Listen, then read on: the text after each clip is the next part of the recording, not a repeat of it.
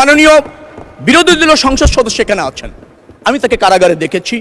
অত্যন্ত বিনয়ী মানুষ, অল্পভাষী মানুষ, পরিমিতিবোধ সম্পন্ন মানুষ, কিন্তু তিনি তাদের মেম্বার অফ পার্লামেন্ট সদস্যদেরকে যথাযথভাবে ফাংশন করতে কোথাও যেন বিচ্যুতি হচ্ছে বলে আমার কাছে মনে হয়েছে। মাননীয় স্পিকার, আমার কাছে এও মনে হয়েছে তিনি হয়তো অসত্য প্রকাশ করতে পারেন, যার ফলে সংসদ নেতার দায়িত্ব রয়েছে পুরা সংসদের স্বার্থে বিরোধী দলীয় নেতাদেরকে একটা কর্মশালা বা বিরোধী দলীয় সংসদ সদস্য যারা আছেন তাদেরকে আরেকটু শানিত করা, আরেকটু পরিপক্ক করা, কারণ তিনি তো সংসদের নেতা। অতএব মাননীয় প্রধানমন্ত্রী এই পদক্ষেপ যদি নেন, জাতির বীরত্বের সাথে সেটা কাজ করবে বলে আমি মনে করি। মাননীয় স্পিকার, আপনি এই জাতির গর্বিত সন্তানদের একজন। আপনি মুক্তিযোদ্ধা, এ দেশকে স্বাধীন আপনি করেছেন।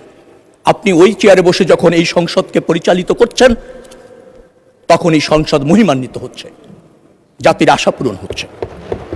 এ দেশ যাদের রক্তের বিনিময়ে স্বাধীন হয়েছে তার সফলতা পাচ্ছে। মাননীয় স্পিকার, আমরা গণ আন্দোলন করেছি। আপনি ভালো করেই জানেন যে সফল গণ আন্দোলন প্রথমে রাজনীতিবিদরা শুরু করে, রাজনৈতিক দল শুরু করে। ফ্যাসিবাদী শক্তি সেই গণ আন্দোলন প্রতিরোধ করতে না পেরে রাজনৈতিকভাবে জুলুম, অত্যাচার এবং রাষ্ট্রযন্ত্রের ব্যবহার করে, যার ফলে 17 বছর আন্দোলনের ফলে ধীরে ধীরে একটি গণ আন্দোলন অপরিহার্য হয়েছিল এবং বাংলাদেশের সব শ্রেণী পেশার মানুষ সেই গণ আন্দোলনে অংশগ্রহণ করেছে এবং একটা সফল সমাপ্তি হয়েছে, ফ্যাসিবাদের পতন হয়েছে। কিন্তু আমরা দেখতে পাই যে সেই গণ আন্দোলনকে কোনো সময় আমরা কোনো একটি রাজনৈতিক দল বা গোষ্ঠীর অর্জন বিদায় প্রতিষ্ঠিত করার চেষ্টা করা হয়েছে। মাননীয় স্পিকার, 17 বছরে আমরা জীবন দিয়েছি আমাদের দলের অনেক হাজার হাজার ছেলেরা। মাননীয় স্পিকার, চূড়ান্ত আন্দোলনে 1400 শহীদ হয়েছেন আমাদের সব শ্রেণী পেশার মানুষ, যাদের রক্তের বিনিময়ে এখানে বলা হয়েছে আমরা এই সংসদে এসেছি। এটি অত্যন্ত সত্য, কিন্তু এই সংসদে যারা আমরা এসেছি সবাই তো জীবন দেওয়ার জন্য প্রস্তুত আমরা ছিলাম। মাননীয় স্পিকার, আমরা নির্বাচিত হয়ে সংসদে এসেছি, এই গণ আন্দোলনে নেতৃত্ব দিয়েছি। জীবন যায়নি, কিন্তু যেতে তো পারতো, জীবন দেওয়ার জন্য আমরা প্রস্তুত ছিলাম।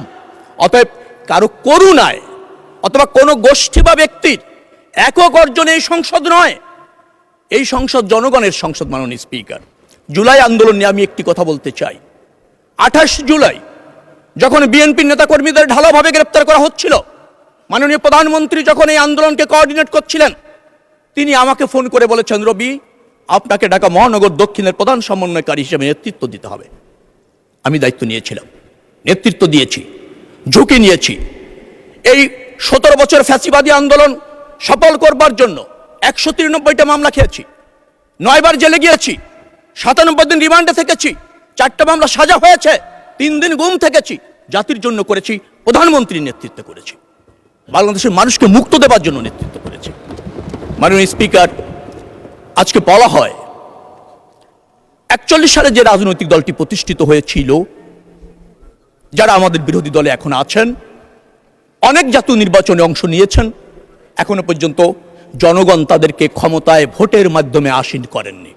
যন্ত্রণা তাদের থাকতে পারে, ব্যর্থতা তাদের থাকতে পারে, কিন্তু রাজনৈতিক স্বার্থে, জাতীয় স্বার্থে তাদেরকে রাজনীতি করতে হবে।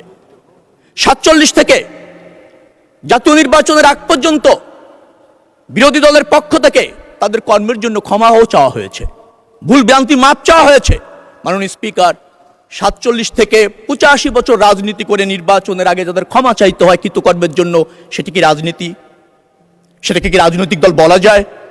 অনুশোচনা কি তাদের হয়েছে? জনগণকে এখনো বিভ্রান্ত করার চেষ্টা করা হয়, জনগণকে বিভ্রান্ত করা যায়? জনগণ যদি বিভ্রান্ত হতো তাহলে এই 26-এর নির্বাচনে বিএনপি তো ব্রুট মেজরিটি পেত না। তারা তো জনগণকে বিভ্রান্ত করতে পারেনি, জনগণ বিভ্রান্ত হয় না। বাংলাদেশ জাতীয়তাবাদী দলকে কখনো ক্ষমা চাওয়া লাগেনি। 96-এর নির্বাচনের আগে আওয়ামী লীগের প্রধান বলেছিলেন, একবার আমাদের ভোট ভিক্ষা দিন। এবারের নির্বাচনকে আগে অন্য দলকেও আমরা দেখেছি ক্ষমা চাইতে, বিএনপি কখনো জনগণের কাছে ক্ষমা চায়নি, কারণ বিএনপি জনগণের পাশে থেকেছে, জনগণের স্বার্থে আন্দোলন করেছে। এদেশের স্বাধীনতা সংগ্রাম বলেন, স্বৈরাচার বিরোধী আন্দোলন বলেন, 75-এর আপনার সিপাহী জনতার বিপ্লব বলেন, বহুদলীয় গণতন্ত্র প্রতিষ্ঠার জন্য বিএনপির হাত দিয়ে হয়েছে। অন ইলেভেনের সরকার এসেছিল, অসাংবিধানিক সরকার। সেই সরকারকে নির্বাচনের বাধ্য করার জন্য, নির্বাচন দেওয়ার জন্য বিএনপি আন্দোলন করেছে। 17 বছরে বিএনপি জুলুম অত্যাচারের বিরুদ্ধে, ফ্যাসিবাদের বিরুদ্ধে আন্দোলন করে সফল গণঅভ্যুত্থান করেছে, যার জন্য জনগণ জানে বিএনপিকে তাদের ভোট দিতে হবে।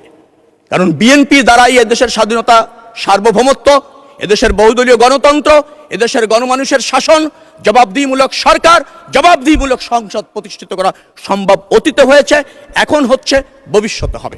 এই জন্য বিএনপি একটা প্রতিষ্ঠিত রাজনৈতিক দল।